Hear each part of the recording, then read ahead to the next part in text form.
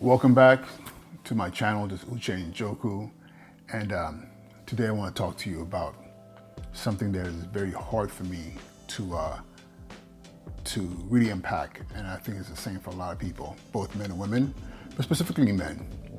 I am going through the process of divorce, separation, and not a place that I thought I would be at this point in my life. And I'm taking it with reasonable stride, I guess as good as you can in this type of situation. I'm fortunate enough to have enough men around me who have gone through this process, and this really it's less of a process and more of a struggle, because as men we question our decisions, and we even question our identities and even self. Especially being a father of two, I on a daily basis ask myself, how are my kids processing this? Because being a product of an unstable household myself, I also question whether or not this is just kind of like the continuation of a cycle.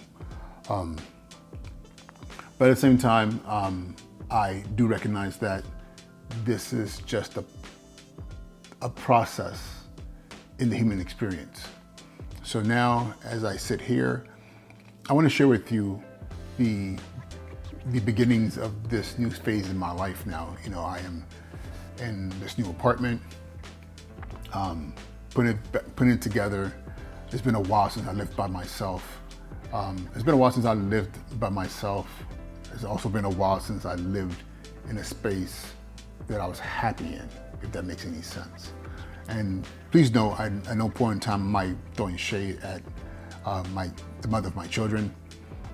What happened, and at this point in time, it's really about figuring out the next phase of life. You know, and this is interesting. Never thought I would actually be making a video speaking specific to this, but however, I think this is part of my personal therapy. This is also part of my journey of documenting, not just for myself and for you, but for my children as well. Because at some point in time, they'll be able to go back and look at this video, and regardless of whatever decisions they've made about me at that time, this is me in my voice speaking. But not only that, I also want to speak to you. Again, I'm going to be very specific to men out there who have gone through this or are going through it. You know, there's not a lot of space for us to actually have these conversations, especially as Black men. I see a lot of conversations online about dating and, you know, men taking back their power in their masculinity, and that's not what I'm doing here. I'm just speaking about processing life in a way that allows one to move forward and maximize their life and existence post the trauma of a failed relationship, and all the other things that gets called to question. Because as men, we, you know, when we fail at something, we take it really personal. You know, we blame others, then we blame ourselves, then we blame the universe, we blame God, we blame everything, because we are so certain when we start something that we're going to complete it or see it all the way through. And when we don't do that, it leaves a stain on our spirit. You know, and brothers, if you understand what I'm talking about, you know, please drop a "I hear you" in the chat. You know, when you completely commit yourself to something and it doesn't come to fruition, it's a chicken armor. It's a point of doubt. It's a point of where you question yourself, and it's something that we do professionally, something we do personally, something we do spiritually, something we do athletically, something we do in relationships with our children. We're built for the purpose of completing tasks. You know, I know it sounds kind of like asinine to think like that, but it's just the truth. You know, when we don't finish something, we feel some kind of way. Even when we try to deny it, it stays with us. There are things in my life that, going back to childhood, where I was like, and I still think about it, I'm like, man, that sucks that I didn't see that through. It sucks that I didn't finish that through. It sucks that I quit way too early.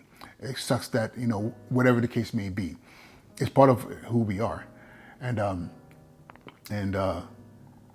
yeah, so in this space now that I'm in, I find myself doing a lot of reflecting, you know, and also making wake-up calls to myself, because just because I'm in this new space now and I'm trying to figure out a lot of things, how to balance still the career, and then fatherhood, and navigate the relationship that needs to happen, you know, to be able to, you know, negotiate spaces with the mother of my children, and also finding happiness, you know, finding peace, finding joy again.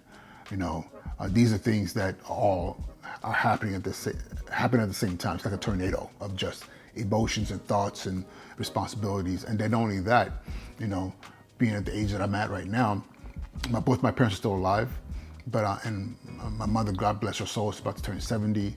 You know, we're about to go celebrate her. But also my father, who's been in care at a facility for a while now, who right now we're discussing possibly going to hospice, you know, balancing that also as well, because, you know, my father, regardless of our relationship, you know, he's still my father, and seeing him going through his health issues and being in a position now of talking about hospice, it caused my mortality into question. I mean, how many of you have been through that, where as you see your family members and your parents and your grandparents start to move on to the space of transitioning, that you start to call into question your life, you know, and you start to call into question, you know, your decisions that you've made and that you're making, because mortality is real. You know, we're not going to all be here forever. So balancing that out also is also a challenge. You know, it's funny because for some weird reason in my feed in social media, midlife crisis has been coming up a lot. And I'm just like, why? I mean, I'm not talking about midlife crisis. Maybe it's just the universe, maybe it's just the algorithm making calculations and saying, hey, you're about this age, maybe this content would be best for you. But it's something that I'm looking at and I'm asking myself now, you know, I mean, listen, I'm 48. At 48, for a lot of people, it's the beginning of the decline.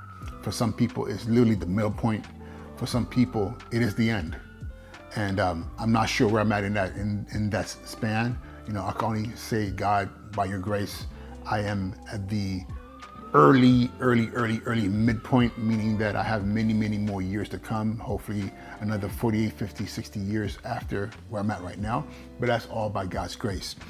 But being in that space, you know, and seeing all these things, it makes one really question, how do I navigate the next days, weeks, months, years, half a decade, decades, God willing, to make sure that all that's been learned in the first half of your life, you know, are utilized to make the best impact, you know, for the greater good of oneself, for one's children, one's legacy, and so on and so forth.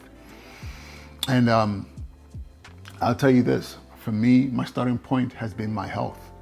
And it's weird because with everything else going on as far as the relationship, the children, career, and everything else, you know, the one point of focus for me has been my health, has been how do I feel every day?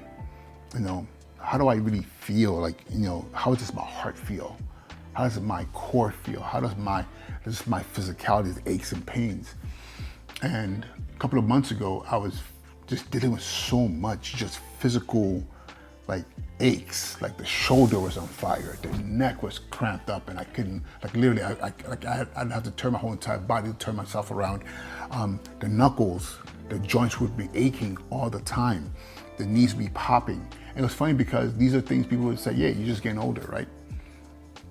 And then I'll have these heart palpitations, then this heartburn, and I would go to sleep and wake up like I barely closed my eyes, like just pure exhaustion all the time. And these are things that I know they're not unique to me. I know a lot of you out there going through the same thing, but we just don't talk about it because you don't want to come off like something is wrong with you. But let me be the first one to say it. I've gone through all that, eating food, and the food is just not even tasteful. It's just like I'm just like in autopilot, to the point where there were days I would just binge on food or whatever I was binging on just for the sake of just numbing the hunger or the pain or whatever the case is, or all the things happening. So I came to the realization that my health was a major issue for me. Listen, I'm going to tell you right now, even as a man, listen, this is that middle-aged point, right? Even just like being like, why am I going to the bathroom so much? Why am I getting home and I have to run up the stairs just to get to the bathroom, and I'm like, what's going on? It's like I lose full control of my whole entire physicality. And again, something we don't talk about, but it's embarrassing, and getting older is something that evokes a lot of fear in us. But again, the focus has to be on my health.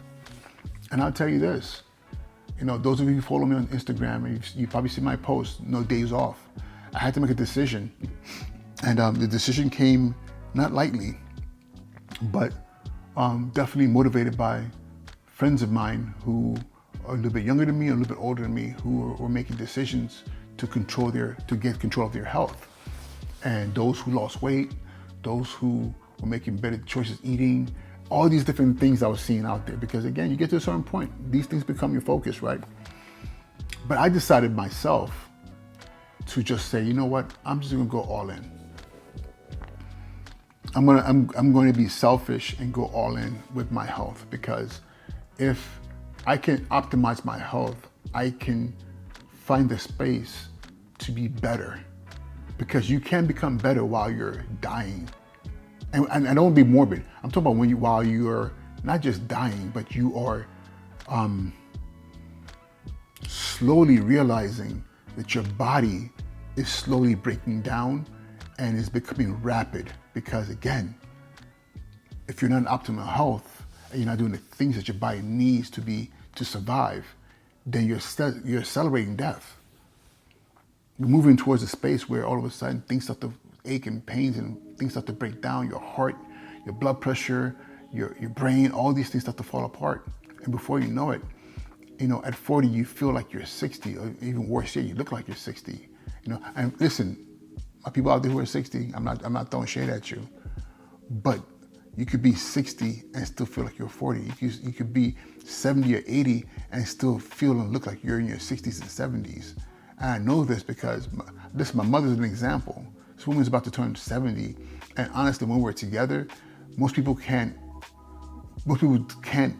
recognize that she's my mother, And it wasn't like she was a teenage mom. She had me when she was 22. But however, when we're together, she's the epitome of someone who's taking care of themselves, who's made the right conscious decisions to say, listen, just because I'm getting older doesn't mean I have to get old. So I say all this because months ago, probably a year ago, I slowly started this whole entire thing of just saying, I am going to just every day do something physically. I'm going to push my body continuously. I'm going to make sure that no matter what happens every day, there's something that I'm doing to allow my body to know I'm not ignoring you. And it's kind of the philosophy people talk about with airplanes. They say the most dangerous time for an airplane is not when it's in the air, but when it's sitting on the runway. Because the longest it's on the runway and it's not being utilized, then you allow the thousands of parts start to rust and start to corrode, and those things will have to be replaced to make the plane airworthy. Think about it, all the little things you have to replace, because when there's corrosion and there's rust and all these other things, you will accelerate mechanical failure. So for me, I had to become that plane that was always in the air. So every morning I had to be in the gym. And if I missed a gym day, I would literally, or I missed a run, I would literally get on the floor and say, listen, I gotta knock out 300-400 push-ups, no matter how long it takes me.